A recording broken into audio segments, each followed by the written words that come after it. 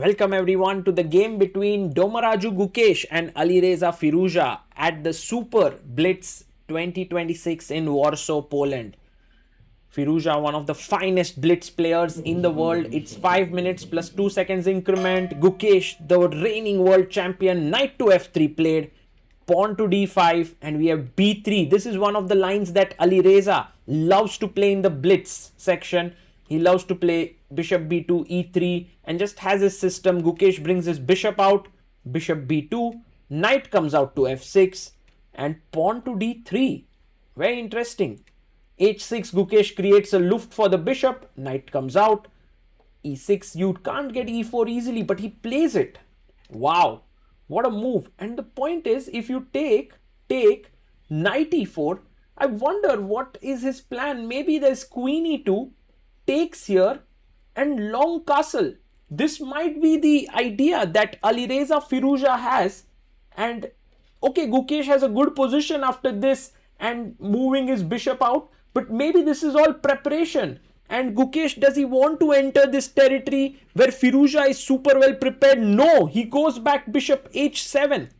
This is, I think, practical chess intuition that you have, that I don't want to get into this territory. Now takes. Now the thing is, if you take with the knight, this bishop is very well placed.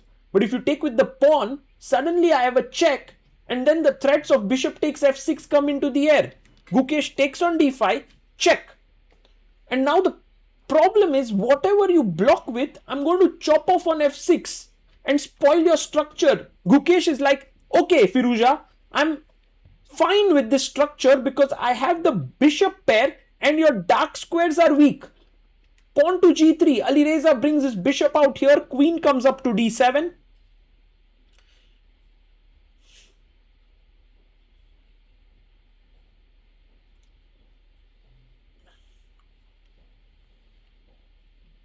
And the idea now is to maybe bring the knight out, long castle. This is the plan. Alireza starts to think now. What should he do? Because if he castles short, his king is on g1, does he come under some attack is the question. And Firouzja, the opening time lead that he had is slowly going down. And the move he plays is bishop to g2. Gukesh brings his knight out. He's ready to long castle. Alireza castles short. Gukesh castles long. What an exciting game this is. Pawn to a3. So the plan is now to play b4, b5. That's what he wants to do. Gukesh would love to activate this bishop on this diagonal, but these pawns stand like granite here on c2 and d3. How do you make some progress? Maybe h5, h4, f5, f4. We go rook d e8, queen d1, and pawn to f5 played. He pushes forward. I somehow feel like black's play is easier in this structure. b4 played, bishop comes to f6, attacking the rook. Okay, rook b1. What else? He goes rook b1. And now Gukesh plays pawn to f4. So he's slowly hacking the structure of the white king. Knight to b3. The knight is coming to c5. Then you push the c pawn. You bring the queen here. The bishop is on this diagonal. Can become something dangerous. Now b6 is something that could be played potentially.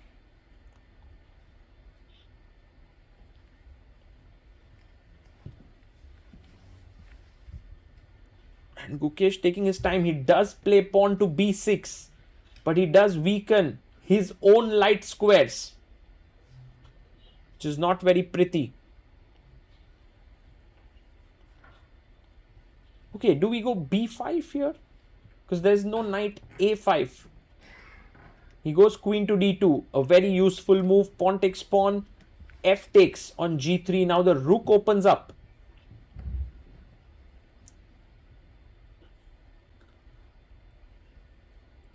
Black has to decide now how to continue.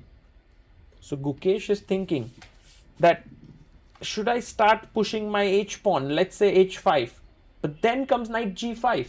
Firouzja has his tricks. Bishop is hanging with the rook, so bishop g5, queen g5, d5 becomes a weakness, f7 becomes a weakness. Somehow Gukesh is a bit too slow in this position. You could think you want to get rook d e8, but yeah, maybe it's not the best as well. It looks slow. And white's plan is b5, a4, a5.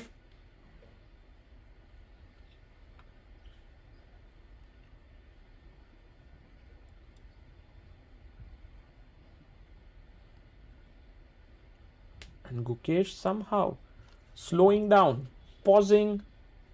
He has 3 minutes 21 seconds, and I believe he's taken close to a minute and a half trying to understand what is the way he should continue. He goes knight to e5. Yeah, down to 2 minutes 4 seconds. Okay, one plan in the position is to simply trade bishop e5. That's one. Firouzja goes queen f4. I love this move. He's attacking the bishop. The bishop can drop back.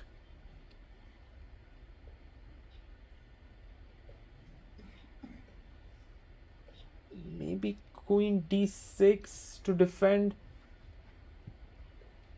Or bishop g7. Just go back. So it takes, you take queen f7. You can take, and go into this endgame, which maybe is not the best. Tough call. Gukesh using a lot of his time.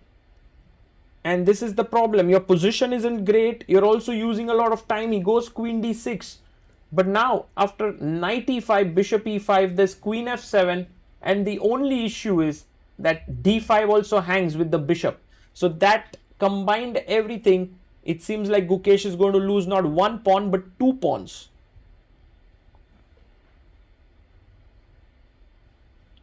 And now Alireza takes knight e5. He has twice the time of Gukesh. Is now a pawn up. He's completely winning. Queen takes f7. I mean, you can't play a move like c6. Your a7 pawn is falling. So a move is difficult to find here for black. And Gukesh down to almost a minute here on the clock. He's going below a minute. Shaking his head there. Alireza Firouzja looking strong.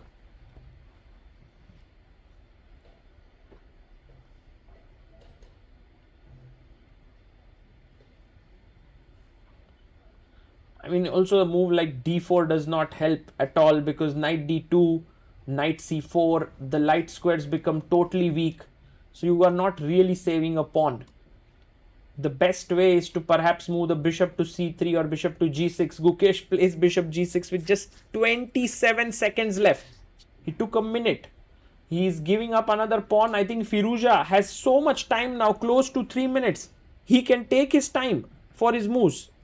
But on the other hand, his moves are simple. So he takes the pawn. Gukesh now captures. The only thing you have for the 2 pawns is a bishop pair. And so Gukesh says sorry to his opponent. h5 is his idea. He wants to push h4. Okay, for Alireza now it's a little bit tricky. Because he can't push a c pawn, d3 is weak, d pawn pushing is also not straightforward, the bishop gets active, and Gukesh's plan is simple, he wants to go h4. So Firouzja plays rook e1, h4, and you can see like if g takes h4, rook h4, suddenly black is back in the game. So there is some hope. Although the best move now is bishop c6. He can also play g4 directly. I think Firouzja is smartly using his time. He has 2 minutes on the clock. Gukesh has just 8 seconds. That is the time difference. Gukesh is so much in trouble. Bishop c6 played. And now rook to e7. The best move is now pawn to g4.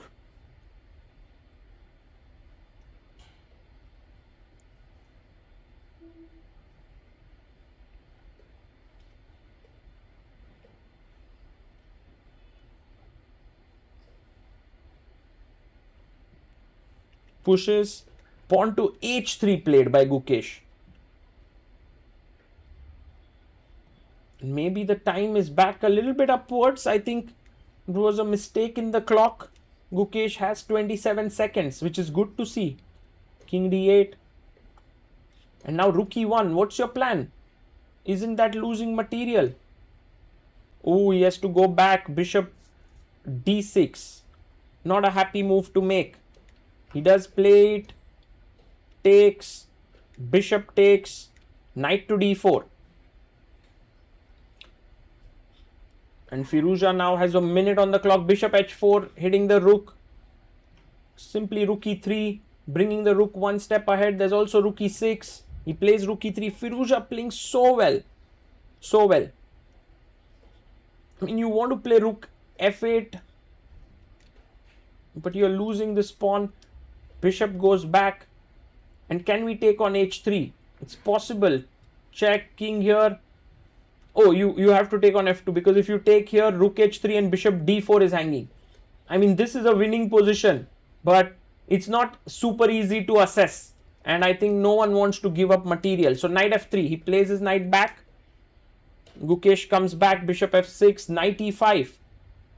Under time pressure, mistakes can happen. And these two bishops are really strong. Firouzja getting a bit nervous here.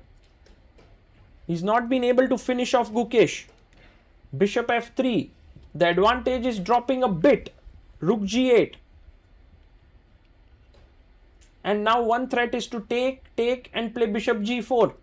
When you gain one of the pawns back. Firouzja, even though he's slowing down, he's still making accurate moves. 13 seconds. King comes up to e7. His idea is king d6. Pawn to d4. Check. With just 4 seconds, king e2. Bishop g5. Rook comes to c3. Attacking this pawn. King goes back to d8. Now d5. Let's jump forward. He plays rook c6. A mistake because of rook e8. Good move by Gukesh. Pin here. And many possibilities. Now bishop f4 coming in. He finds it. h2 under pressure. bg6. He goes here. Bishop g4 is hanging. Oh, can't take here. It's pinned. Misses. Alireza has missed it. Bishop e5 takes rook e5. The material is even. Gukesh is back. Do you trade the rooks? No. Gukesh wants to play on now. This is a good idea. I mean, h3 pawn is a weakness, but with the rooks, it could also become a strength. So Gukesh doesn't want to trade. Of course, king f3. King comes up. King f4, rook h5 played. And it's Alireza who's going under pressure. Generally, he doesn't do that. c5 takes. He plays bishop f3, hitting the rook. Check. King here. Check. Whoa, repetition. Draw coming in. He plays back. Gukesh can take a draw. Oh my goodness, is Gukesh getting now ambitious? No, Gukesh. Oh, he plays c4 and blunders instantly. Rook e3. And it's a pin now. Bishop g4 will come up, or bishop d5. He plays rook a5 and bg4, and he loses material, and Gukesh resigns. What a game this was for almost 90% of the time. And look at Alireza smiling and asking Gukesh, why didn't you take a draw? And Gukesh also smiling there, saying the ambition got the better of me, because I thought, like, I think Gukesh thought he was under so much pressure in the game, and then things were going in his favor. He took that chance. Well, sometimes it works, sometimes it doesn't. And that's the attitude with which he plays. Never agrees to a draw. What a game between these two youngsters.